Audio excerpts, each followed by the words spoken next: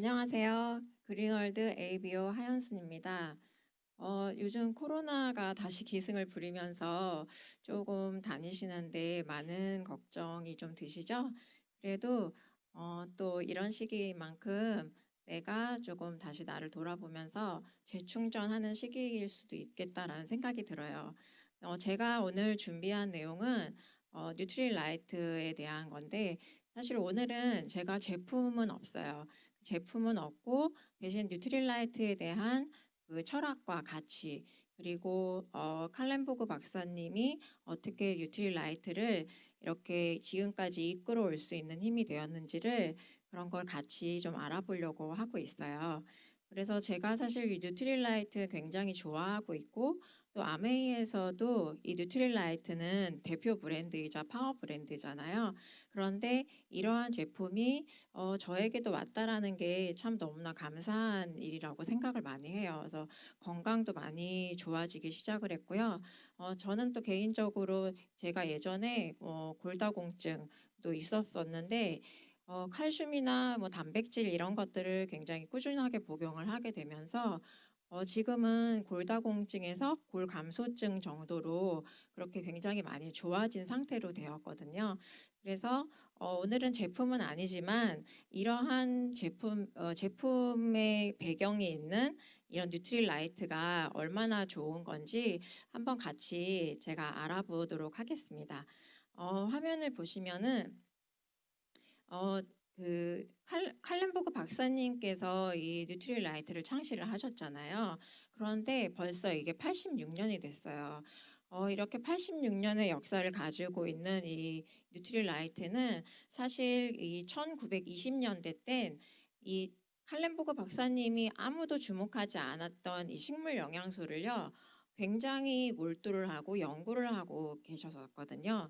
그리고 이때 연구를 하시면서 생각을 한 게 분명히 이 작은 식물에는 우리가 알지 못하는 어떠한 농축물들이 있을 것이고 그 영양소들이 우리에게 굉장히 좋은 역할을 할 것이다라는 거를 조금 직감을 하셨던 여러 가지 일들이 있었어요. 그래서 이러한 이 뉴트릴라이트가 지금에는 사실 식물 영양소에 대한 중요성을 알게 해준 정말 가장 큰 중요한 브랜드가 되었고요.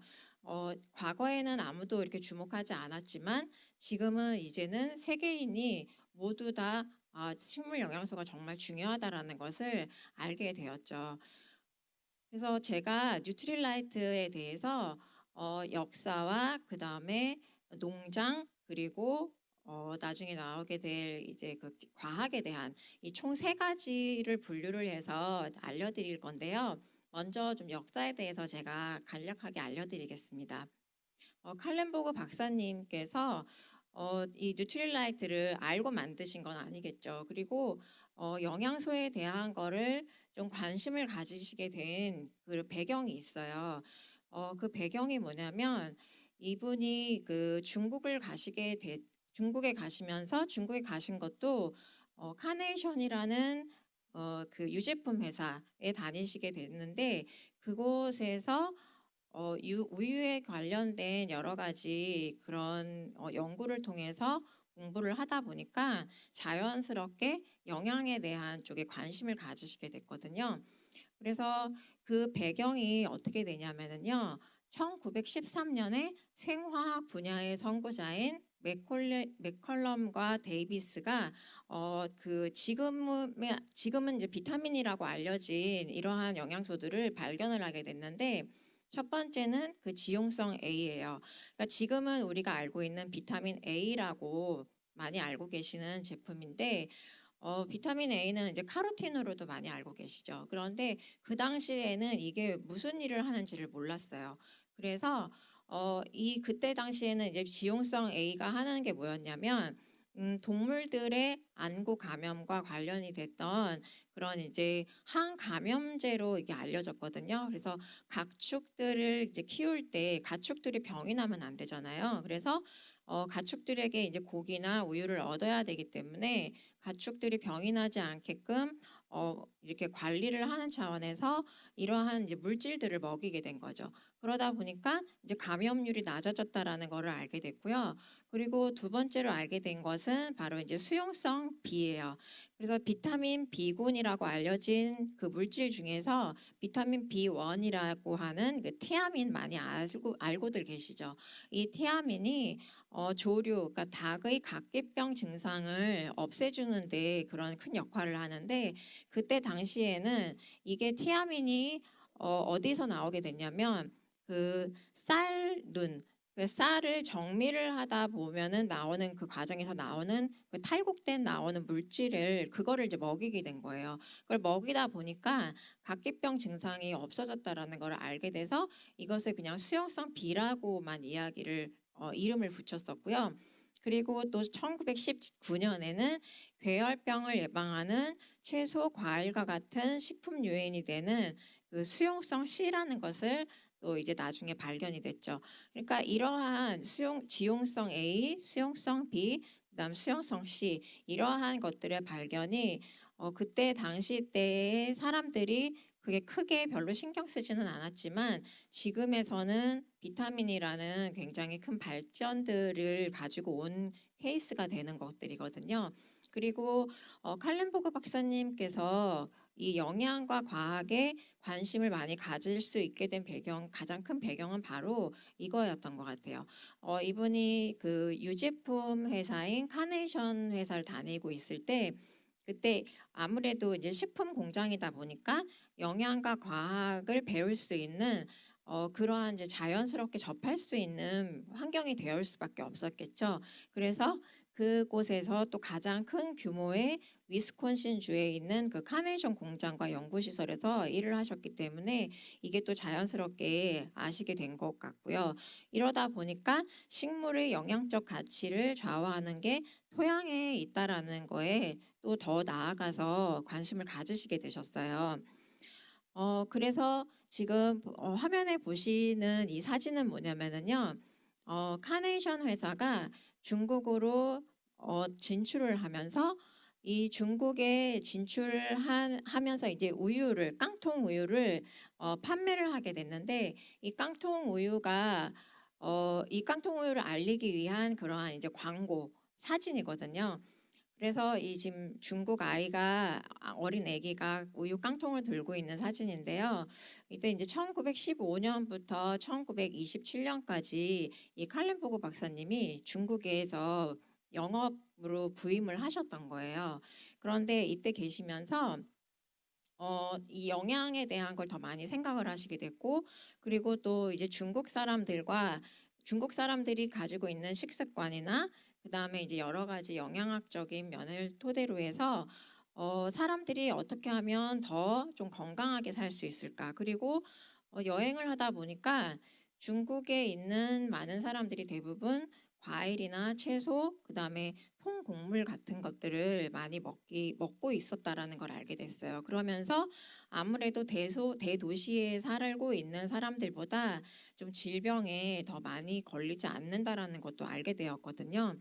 그리고 이런 이제 식물 영양소나 그다음에 이제 먹는 거에 대해서 관심을 가졌던 건 또 하나가 뭐였냐면 카네이션 농장에서 그 젖소들이 오로지 그냥 알팔파와 물만을 먹는데도 털이 굉장히 빛이 나고 그리고 그 젖이 굉장히 많이 나오는 우유를 많이 짜낼 수 있다는 것을 보고서는 꼭 굳이 어떤 뭐 육식이나 이런 걸 먹지 않아도 정말 건강한 그런 식물을 먹었을 때 진짜 건강을 유지할 수 있겠구나라는 것들을 또 많이 아시게 된 거예요. 그래서 식물성 식단이 진짜 건강의 최우선이다라는 것을 좀 확신을 하시게 된 거죠. 그래서 그걸 좀 이제 계속 고민을 하고 계시다가 아까 제가 처음에 말씀을 드렸던 그 지용성 A와 수용성 B를 발견을 하신 그 아까 그 맥컬럼 박사님이 그 연구를 하고 계셨던 게 있었는데 그 소 농축 사료에다가 어떻게 하면은 그 소들이 더 건강하고 그리고 또 더 좋은 육질을 가질 수 있을까라는 것을 연구를 하신다는 걸 알게 된 거예요. 그러면은 이 소들도 이런 영양 농축 사료들을 먹는데 그러면은 소 말고 우리 사람들도 그런 농축이 된 식물로 농축이 된 어떠한 영양 보충제를 먹을 수 있다라면은 훨씬 더 좋은 건강을 유지할 수 있지 않을까라는 것을 착안하신 거죠. 그래서 그때부터 이제 식물 농축 연구에 대한 그런 고민을 많이 하시게 되고 실질적으로 중국에서도 계속 연구를 하시게 시작을 하셨다고 해요. 그래서 이렇게 1927년까지 중국에 계시면서 1927년에 캘리포니아로 다시 이제 돌아오시게 됐거든요. 그래서 여기 사진에 보시면은 지금 이 1928년 과학 잡지에 거제된 뉴트릴라이트라고 하는 그런 이름이 정의가 된 그런 이 사설이 나와 있었어요. 근데 이 사설은 1928년에 나와 있었던 거지만 이 칼렌보그 박사님이 1939년에 이 잡지를 우연히 보게 된 거예요. 그래서 이거를 보시면서 이 글을 쓰신 로저 윌리엄스에게 편지를 써가지고요. 이 뉴트릴라이트라는 이름을 내가 쓰고 싶다. 내 회사에 이 이름을 쓰고 싶다라고 이야기를 하신 거예요. 편지를 쓰셨어요. 그런데 사실 이 뉴트릴라이트라고 이 사설에 나온 내용이 뭐였냐면요. 뉴트릴라이트라고 명명한 그 물질들이 지금 우리가 알고 있는 바로 그 비타민과 무기질들이었어요. 그래서 우리가 탄수화물이나 단백질, 지방 같은 것들을 잘 먹을 수는 있지만 그 외에 식물에서 얻어질 수 있는 아주 작은 미량의 그런 비타민과 무기질 이외의 식물 농축물. 그러니까 예를 들어서 뭐 안토시아닌이라든지 폴리페놀이라든지 지금은 알려져 있지만 그때 당시에는 몰랐던 그러한 물질들을 섭취를 할 수 있을 그런 것들이 우리 몸에 어떤 영향을 줄 수 있지 않을까라는 그런 기사이거든요. 그래서 그런 물질들을 지금 뉴트릴라이트라고 명명을 하신 거예요. 그러니까 이거를 보고서는 칼렌보그 박사님이 이 단어야말로 내가 정말 찾고 있던 그러한 이름이었다라고 생각을 하셨던 거죠. 그래서 편지를 보냈더니 그 로저 윌리엄스 박사님이 이 단어나 이 내용을 이해했던 사람은 어디도 없었다고 그러면서 기꺼이 이 이름을 쓰도록 허락을 하겠다라고 그렇게 답장이 왔다고 해요. 그래서 이 해에 1939년에 원래 이름이 비타민 프로덕트라는 회사를 뉴트릴라이트라는 이름으로 바꾸게 됐어요. 그래서 이런 뉴트릴라이트가 또 그 글자 하나하나 철자를 보시면 다 대문자로 나와 있잖아요. 그게 왜 그랬냐면 그 칼렌보그 박사님이요. 이 뉴트릴라이트라고 하는 글자 자체 이 단어를 너무나 좋아하셨대요. 그래서 소문자가 아닌 계속 대문자로만 쓰셨다고 하시더라고요. 그러다 보니까 지금의 상호도 자연스럽게 이렇게 뉴트릴라이트가 대문자로만 이렇게 나오게 됐어요. 그러니까 지금 봐도 여러분들이 정말 거의 지금 86년 전, 거의 70년이 되는 이러한 90년이 되는 오랜 시간이 지났는데도 불구하고 이름이 굉장히 세련되고 너무나 좋다는 느낌이 드시죠. 그래서 칼렌보그 박사님은요, 사실 이제 영양에 대한 그런 관심도 굉장히 많았지만 실질적으로는 좋은 식물의 영양을 얻기 위해서라면 토양이 훨씬 더 중요하다라는 것을 굉장히 절실하게 느끼고 계셨어요. 그래서 내가 정말 질 좋은 그 식물의 영양소를 얻고 싶다라면 내가 먼저 이 토양을 가꿔야겠다라고 생각해서 그때 처음에 이제 캘리포니아에 땅을 먼저 매입을 하시면서 그때 한 1000에이커 정도 되는 큰 땅을 매입을 하셨다 그러시더라고요. 그래서 그걸 직접 일구고 가꾸면서 지금의 이제 큰 농장, 뉴트릴라이트 농장이 생기게 된 거거든요. 그래서 여기 보시는 것처럼 믿을 수 있는 원료를 얻으려면 스스로 만들어야 한다. 그러니까 직접 내가 수확하고 경작을 해서 얻은 그러한 원료를 쓰는 게 정말 맞다라는 거를 말씀을 하시는 거죠. 그래서 제가 두 번째로 보여드리고 싶은 게 바로 이 뉴트릴 농장인데요. 뉴트릴라이트 농장은 지금도 뭐 여러분들이 찾아보시면은요, 어디에서든지 이 뉴트릴라이트 농장에 대한 그러한 그 정보들을요, 너무나 쉽게 찾을 수가 있어요. 그러니까 유튜브나 이런 데도 많이 활용해서 보시면 좋을 것 같고요. 제가 보여드리는 이 농장은 브라질 우바다라 농장인데요. 지금 이 뉴트릴라이트 농장이 총 세 가지의 아이템으로 계속 반복적으로 이야기를 해주고 있는데 메시지를 전달을 해주고 있어요. 그게 뭐냐면 깨끗함과 그다음 안전성과 효율성 이 세 가지 측면에서 이 뉴트릴라이트를 계속 보여주고 있는데요. 브라질 우바자라 농장 하면은 아세로라 체리로 굉장히 유명하죠. 그래서 이곳에서 나오는 체리의 양이 정말 굉장히 많이 있고요. 그리고 체리의 양보다 저는 여기서 지금 보여드리고 싶은 게 요 빨간 줄 안에 있는 걸 보시면은요. 어, 그 체리 생산을 위해서 많은 양의 퇴비가 필요하다고 했단 말이에요. 근데 이 뉴트릴 라이트에는 절대 인공 비료를 쓰질 않아요. 그러다 보니까 퇴비도 다 직접 만들어서 사용을 하게 되는데 저도 이거를 공부하다가 알게 된 사실이지만 식물마다 그 퇴비의 그 성분이 요구하는 게 다 다르대요. 그래서 산소와 그다음에 질소 그다음 탄소 이러한 원료들의 그 배합 비율에 따라서 땅이 어떻게 경작이 되는지 그리고 어떤 식물이 경작이 되는지가 다 다르다고 해요.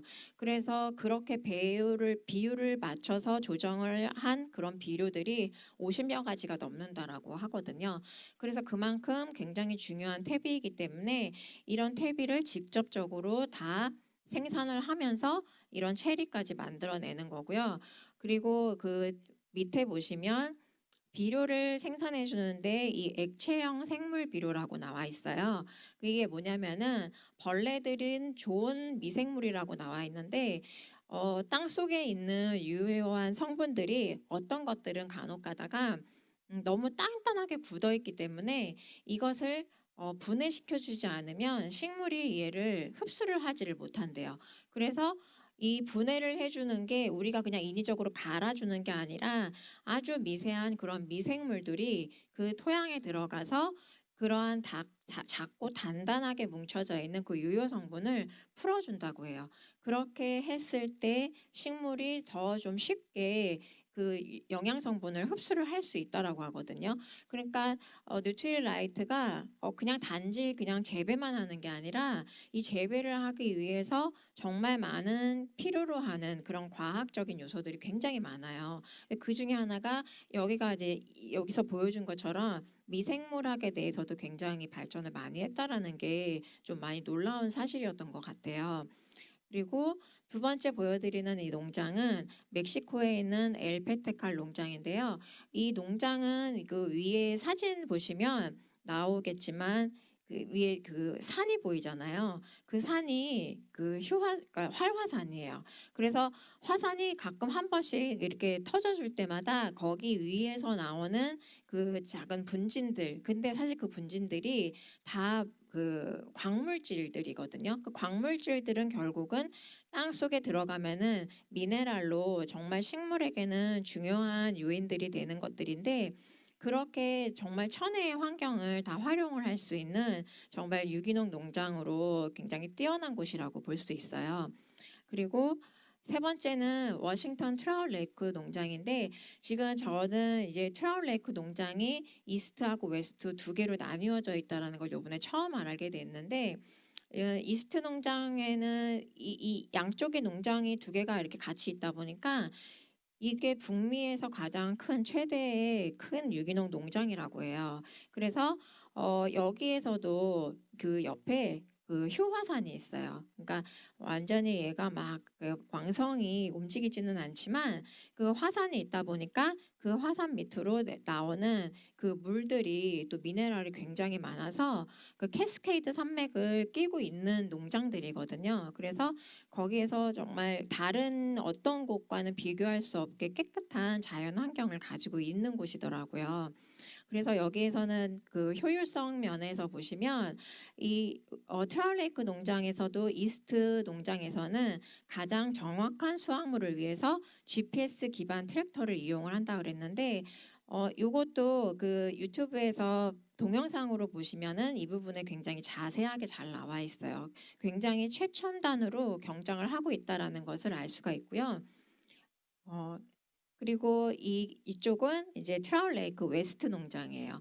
그런데 깨끗함 쪽에서 보는 바와 같이 우리에게 깨끗함이란 공인된 다른 여러 유기농 농장들로부터 7제곱마일 안에 위치함으로써 가장 깨끗한 공기와 토양을 보유하도록 보장한다고 했는데 이게 이제 7제곱마일이라고 제가 찾아보니까요. 이게 11km, 그러니까 11제곱킬로미터 가 되는 곳이거든요. 그러면 다른 어떤 농장에서부터 이 농장까지의 거리가 최소 11km 이상 떨어져 있다라고 보시면 되죠. 그렇기 때문에 어떠한 오염물질에도 굉장히 안전한 농장이다라고 보시면 돼요. 그리고 가장 중요한 거는 사실 이 뉴트리서트 농장인데 지금 앞에 보여드린 세 개의 농장 이외에도 아무래도 이곳 외에도 더 많은 농장이 필요한 이유는 계속 수요가 많이 증가가 되고 있거든요. 그러다 보니까 주변에 있는 여러 농장들에게 이러한 유기농 농장을 가르쳐서 같이 서로 상생할 수 있는 그러한 프로그램이에요. 그래서 뉴트리서트 농장에서는 보면은요, 깨끗함 에 보시면 재배 관련 세부 사항에 대해서도 모두 확인이 이루어지기 때문에 공급 업체들이 승인을 얻어서 우리와 거래하기 위해서는 이 뉴트리서트 검사가 요구하는 76가지의 조항을 점검을 해야 된다라고 나와 있어요. 그런데 이러한 것들이 수직 상하 관계가 아닌 수평 통합적인 그런 관계이다 보니까 옆에 있는 이런 농장들과 굉장히 협력을 잘 할 수 있고 이 농장 주변에 살고 있는 주민들의 삶의 질까지 굉장히 높여주고 있다라고 해요. 그리고 안전성에서도 보면은요, 매년 식물들이 최고로 성장하는 시기가 되면은요, 40에서 60에 이르는 이 파트너들이 이곳에 방문을 해서 뉴트릴라이트 인증 기준을 따르고 있는지 다 확인 검사를 하고 있다라는 거죠. 그러니까 그냥 재배 작물을 그냥 가지고 와서 그냥 섞어서 쓰는 것이 아니라 철저한 관리 감독 하에서 정말 이 농작물이 우리가 원하는 그런 기준에 부합하고 있는지 그걸 확인을 하는 것이에요. 그리고 효율성에도 보시면 우리는 최적의 지역에서 자라는 최상의 식물을 찾아 지구 곳곳을 찾아다니고 있다. 그리고 파트너 공급 업체에게 요구되는 높은 재배 기준 때문에 파트너들은 효능이 극대화된 질 높은 작물을 생산하고 있다고 죠. 그러니까 우리가 원하는 작물은요, 그냥 양이 아닌 질이거든요. 그렇기 때문에 하나의 아세로라 체리 안에도 정말 극대화된 비타민 C의 그 농축액을 뽑아내기를 원하기 때문에 농장에서 원하는 이러한 기준들이요 굉장히 수준이 높아요. 그렇기 때문에 여러분들이 정말 안심하고 드실 수 있는 그러한 제품들을 이곳에서 만들 수 있는 게 가능한 거지 않을까라는 생각을 하게 됐고요. 그래서 여기 트라울레이크 농장을 잠깐 제가 정리를 했는데 여기가 283헥타르를 해요. 이게 이제 700에이커의 규모인데 1에이커가 4,020평방미터. 그러면은 700에이커니까 이게 283만 5천 평방미터나 되는 정말 어마어마한 그런 규모이고요. 그리고 아까 말씀드린 대로 캐스케이드 산맥을 걸쳐서 있기 때문에요. 여기가 굉장히 진짜 공기가 너무 좋대요. 그리고 북미에서 가장 큰 유기농 그 허브 농장이고 그래서 주요 작물로는 블루베리, 에키네시아, 오레가노, 페퍼멘트, 네틀, 강낭콩, 레몬밤, 블랙호어시가 이렇게 나와 있는데 더 중요한 거는 아래에 나와 있는 매년 트라울레이크 장학금 펀드가 있고요.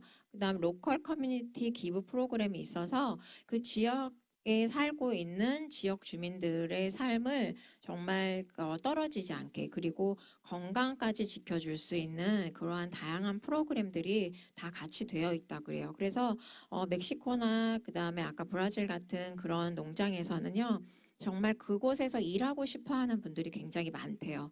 복지도 너무 잘 돼 있다고 하더라고요.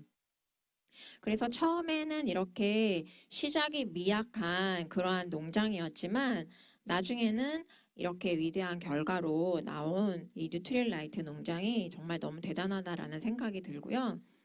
그래서 이제 세 번째 마지막으로는 과학에 대해서 간단히 말씀을 드릴게요. 뉴트릴라이트 건강연구소 산하 부속위원회가 있는데 이 여기에 과학자문위원회는 그 학계와 업계 리더십과 이 협력으로 뉴트릴라이트 브랜드 신뢰도 그리고 자연과 과학의 조화를 위해서 정말 애쓰시는 분들이 같이 모여 있고요. 최신 과학 정보를 공유를 해서 영양 성분의 유용성과 제품 안정성, 효율성, 시장성을 연구를 하는데 굉장히 기여를 많이 하고 있어요.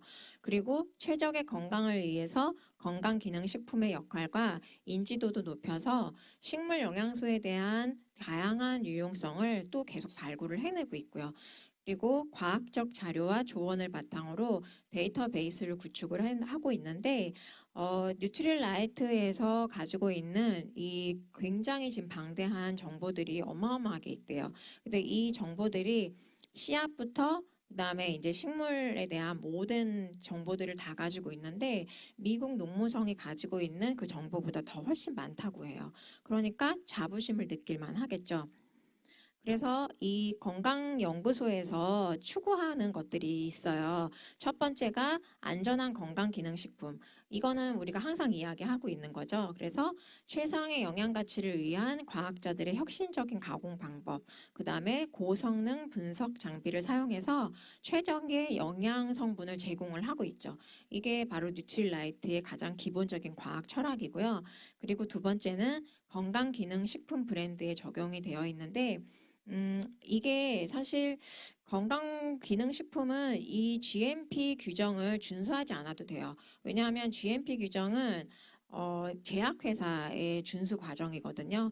그렇기 때문에 굳이 이걸 하지 않아도 되는데 여기에 그 안정성의 준수를 받아서 검증을 받고요. 그리고 이 기준을 뛰어넘어서 사실상 GMP 기준이라기보다는 이제는 뉴트릴라이트 기준이라고 말하는 게 훨씬 적합하지 않을까라는 생각을 해요. 그리고 세 번째는 매년 수천 개의 연구 논문을 검토하고 연구를 이렇게 수행을 하고 있는데 여기서 나오는 연구 논문이 굉장히 많이 있고요. 이 연구 논문만 해도 정말 방대하다 보니까 이 영양소 쪽에서 정말 선구주자이지 않을까라는 생각을 정말 많이 해요. 그래서 아까 말씀드린 뉴트리서트 그것도 같이 생태계 농법을 권고를 해서 함께 살아가는 상생을 하고 있는 거고요. 네 번째는 모든 제품은 과학자, 미생물학자, 그다음 화학자, 약제사, 영양학자 등 기타 전문가들의 이 많은 부분들이 같이 모여서 테스트를 같이 나누고 그리고 분석을 한다는 거죠. 그래서 이런 분석 방법도 굉장히 최첨단이라고 합니다. 그리고 다섯 번째는 건강기능식품 및 비타민 세계 판매 1위 파워 브랜드인 이런 이제 뉴트릴라이트는 품질, 안전성, 그다음 효과에 대한 정확한 품질 표준이 되었어요. 그래서 20여 가지 다양한 연구 분야의 과학자와 기술자, 엔지니어들이 굉장히 오래 지속적으로 연구를 하고 있어요. 그러다 보니까 이렇게 유로모니터에서도 뉴트릴라이트를 어떻게 이야기를 하냐면 전 세계에서 글로벌 비타민 그 식이 그 보충제를 제공을 하는 유일한 회사인데 어떤 유일한 회사냐면은 바로 이 유기농 농장을 가지고 있다라는 게 유일하다라는 거죠. 그래서 건강보조식품은 어디서든지 많이 만들어낼 수 있어요. 하지만 이런 유기농 농장을 가지고 저렇게 철저한 관리를 하면서 이렇게 만들어내는 곳은 없다라고 그래서 온리원이라고 이름을 붙여준 거거든요. 그래서 여러분들이 지금 많이 알고 계시는 바로 이 식물 영양소, 이 더블 X와 센트룸을 비교를 해봐도 알 수 있듯이 더블 X에는 비타민과 무기질 이외에 우리가 알지 못하는 여러 가지 식물 영양소들이 굉장히 많이 있어요. 그런데 이런 것들이 우리 몸에 어떤 작용을 하는지는 아직은 다 잘은 몰라요. 하지만 지금 계속적으로 알려지고 있고, 그리고 실질적으로 우리 몸에 굉장히 유용하다라는 게 더 많이 알려지고 있고요. 그리고 센트룸에 보면은 그냥 여기는 비타민과 미네랄은 있을 수는 있겠지만 살아있다라고 볼 수는 없겠죠. 그러면 똑같은 제품이라면 어떤 거를 내가 먹는 게 좋을지 그거는 여러분들이 정말 쉽게 판단을 하실 수가 있으실 거예요. 그래서 이 사진은요, 1956년 5월에 캘리포니아 초기 뉴트릴라이트 사업가들인데 여기에 이제 여러분들이 아직은 제이벤 앤델과 리치 디버스 사장님도 계시고요, 회장님도 계시고요. 당시 이전에는 뉴트릴라이트가 칼렌버그 박사님이 연구에 굉장히 매진을 했고, 그리고 연구만 매진을 하다 보니까 전문 경영인도 좀 필요를 했었어요. 그래서 전문 경영인과 함께 이제 뉴트릴라이트를 이어가다가 나중에는 1959년 아메이가 설립이 되고, 그로부터 훨씬 이후에 이 뉴트릴라이트가 아메이에 그런 회사가 같이 된 거거든요. 근데 제이벤 앤델과 리치 디버스가 칼렌보그와 이렇게 함께 할 수 있었던 거는 그분들의 철학이 같아서이지 않을까라는 생각을 해요. 기본 철학은 인간과 환경에 유익하고 해를 주지 않고요. 그리고 사람들의 삶이 더 좋은 삶을 살 수 있도록, 더 성장하는 삶을 살 수 있도록 도와주는 그러한 그 철학의 목표를 두고 있었던 게 두 분이 다, 이 세 분이 같은 목표를 지향을 하고 있었기 때문에 지금의 아메이가 있을 수 있지 않을까, 지금의 뉴트릴라이트가 있을 수 있지 않을까라는 그런 생각을 하게 됩니다. 그래서 이거는 랄프 waldo 에머슨이라는 사람이 이야기를 한 건데요. 어떠한 그 위대함도요, 그 열정이 없이는 이루어지지 않는데요. 그래서 이 글을 보고서 제가 느낀 게, 정말 칼 램보그 박사님의 그 열정은 정말 대단했다라는 생각을 정말 많이 했고요. 중국에서부터 캘리포니아에 와서, 그리고 캘리포니아에서 또 다시 미국 전역, 그리고 전 세계까지 이렇게 뉴트릴라이트를 전파시킬 수 있었고, 그리고 식물 영양소에 대한 연구를 지금까지도 할 수 있도록 해준 그런 이 지금의 이 역사적인 이런 이 역사의 그 연장선, 이 상황이 아마 이 열정이 없었다면 불가능하지 않았을까라는 생각을 한번 해보게 됩니다. 네, 제가 오늘은 뉴트릴라이트에 대해서 말씀을 드렸는데 사실 제가 말씀드린 게 양이 너무 적어요. 그리고 알면 알수록 너무나 많은 내용이 있고 공부할 게 너무나 많다 보니까 정말 다 최대한 많이 전달을 해드리고 싶었던 게 좀 아쉬운 마음이 있었고요. 또 다음에 이런 기회가 있다면 또 많은 더 좋은 정보를 가지고 찾아뵙도록 하겠습니다. 지금까지 경청해 주셔서 감사합니다.